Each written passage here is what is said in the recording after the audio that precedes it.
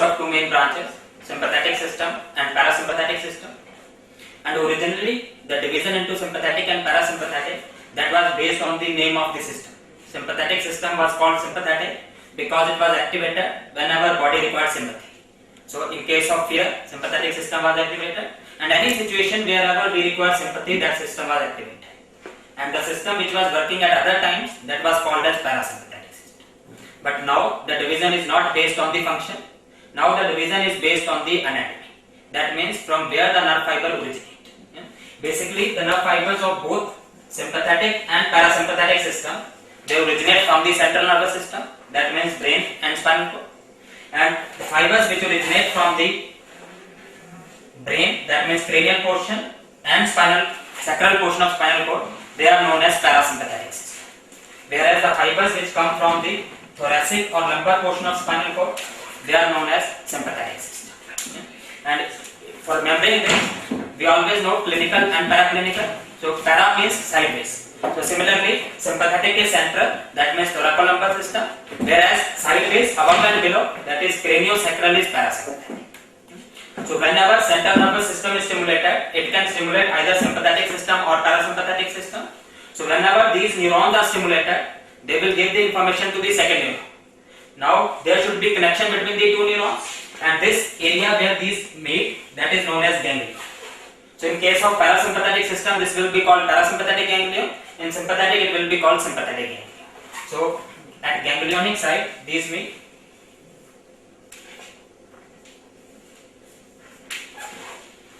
So whenever sympathetic or parasympathetic system is stimulated, it will pass the information to the second neuron. So based on this ganglion, the neuron can be called as preganglionic or postganglionic. And as is clear from the diagram, the ganglion is near the spinal cord in case of sympathetic system. So preganglionic fiber is small and postganglionic fiber is longer, whereas opposite is present in the parasympathetic system because ganglion is near the organs. So preganglionic fiber is longer and postganglionic fiber is small. So first neuron has to give the information to second neuron. Like this is the first neuron. It has to give the information to second neuron. But there is a gap between the two, which is known as synapse. So for transmitting the information, there must be some substance which will take the information from the first neuron and give it to the second neuron. And that substance is known as neurotransmitter. So first neuron, it stores a neurotransmitter. Whenever it is stimulated, neurotransmitter comes in the synapse, and then it will stimulate the receptor present on the second neuron. So now this second neuron have got the information, so it will carry the information toward the organ where it is going. It may go to heart, it may go to kidney, any organ, then it will transmit the information to that organ. According to that, the function will happen. Now this neurotransmitter, it is same everywhere, whether it is sympathetic or parasympathetic, there is no difference, and everywhere this neurotransmitter is acetylcholine. So acetylcholine is present everywhere, whether it is sympathetic or parasympathetic, without any difference. Now this neurotransmitter has to stimulate the receptors, and the receptors are present on the second fiber, that means postganglionic fiber, and these receptors are also same in sympathetic as well as parasympathetic system, and this receptor is known as NN receptors. The receptor present on the postganglionic fiber are NN receptors. And again easy to remember, NN junction of nerve and nerve. So these receptors are at the junction of two nerves, that means in the ganglion. So sympathetic as well as parasympathetic, both the ganglions contain NN receptors. So preganglionic fiber is stimulated, give the information to postganglionic fiber. Now this fiber will enter the organs. So this fiber may enter the eye, this fiber may enter the heart. Now after entering the organ, it will again release a neurotransmitter in the organ. Now this neurotransmitter will act on the receptors present in the organ, and according to the receptor action will occur. But this neurotransmitter is different in sympathetic and parasympathetic system. In case of parasympathetic system, this second neurotransmitter is also acetylcholine. So preganglionic fiber releases acetylcholine as well as postganglionic fiber releases acetylcholine. So both are acetylcholine. So this fiber is sometimes also known as cholinergic fiber, and system is also known as cholinergic system. So parasympathetic system is cholinergic system. Whereas in case of sympathetic system, at most of the places, postganglionic fiber release noradrenaline. Remember, not every place, but most of the places. At most of the places it is noradrenaline. So this system is also known as noradrenergic system. or simply also known as adrenergic system. Why we say most of the places? Because there are some places their neurotransmitter is something different. Like in case of renal blood vessels, this neurotransmitter is dopamine. So this fiber will be called as sympathetic dopaminergic fiber. Similarly, in case of sweat glands, this neurotransmitter is acetylcholine. So this is known as sympathetic cholinergic fiber. If you see carefully, in case of sweat glands, first fiber secrete acetylcholine, second fiber also secrete acetylcholine, but still we are saying that this is sympathetic system. We are not saying it is parasympathetic system. The reason is the division into sympathetic and parasympathetic is not based on the neurotransmitter. The division is based on the anatomy. If the fiber is coming from thoracolumbar system, it will be sympathetic, whether it secretes acetylcholine or noradrenaline or dopamine any substance. So this will be sympathetic cholinergic fiber.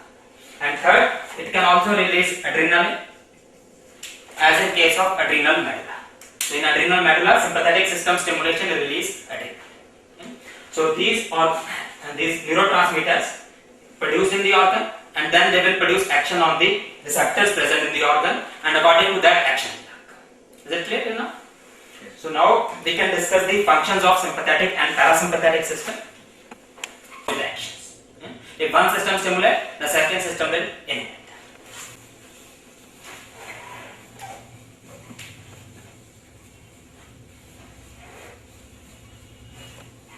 And sympathetic system. Actions are opposite. If one stimulates, second inhibits. And very easy to remember. We discussed that it is sympathetic system. As the name suggests, it will be when sympathy is required, and sympathy is related to heart. So sympathetic system will stimulate the heart. So in the heart, sympathetic system will stimulate. Stimulation means it will increase the heart rate. It will increase the conduction, it will increase the contraction. So sympathetic system stimulation will produce positive inotropic, positive chronotropic and positive dromotropic action. Whereas parasympathetic will be opposite. It will depress the heart, it will produce bradycardia, decrease in conduction. And at all other places, just reverse the action. That means parasympathetic system will stimulate and sympathetic system will depress. And this will become clear if we discuss what is the meaning of other places. Like if we discuss in the bronchus, parasympathetic stimulus. So stimulation of bronchus means bronchoconstriction. So parasympathetic produce bronchoconstriction. Sympathetic opposite, it will produce bronchodilation. Similarly, if we discuss in GIT, parasympathetic will stimulate. So stimulation of GIT will increase the secretion, increase the movements, and that can predispose to diarrhea. So parasympathetic overactivity can lead to diarrhea. Sympathetic opposite, overactivity can result in constipation. Similarly, in the urinary bladder, parasympathetic stimulation of bladder means more contraction, more outflow of urine. So it will increase the urine outflow, whereas sympathetic opposite, decrease the urine outflow. But there is something more to discuss in the bladder. We discuss about the bladder. This is the bladder. It contains two muscles. One is this muscle, which is detrusor, and second is this muscle, which is trigone. So this is detrusor, and this is trigone. So as we want the parasympathetic system, it should increase the outflow. For increasing the outflow, this has to contract and this has to relax. So parasympathetic system stimulates the detrusor and it relaxes the trigone, so there is more urine outflow. Sympathetic opposite, it relaxes the detrusor and contracts the trigone, so there will be less outflow. Next in the glands, parasympathetic stimulus. So overactivity of parasympathetic system will increase all the secretions. So there will be more tear formation, more saliva formation, all secretions will increase. Whereas sympathetic system, at most of the places it decrease the secretions, but there is one exception, as we already discussed. In case of sweat glands, whenever sympathetic system is stimulated, it increases acetylcholine. That means it is sympathetic cholinergic fiber. So sympathetic system stimulation increase the sweating. Okay? So sweating is increased by both system, parasympathetic and sympathetic system, whereas at other secretion actions are opposite. And lastly, in case of pupil, parasympathetic stimuli, so it will contract the pupil, that means it will cause meiosis, and sympathetic opposite.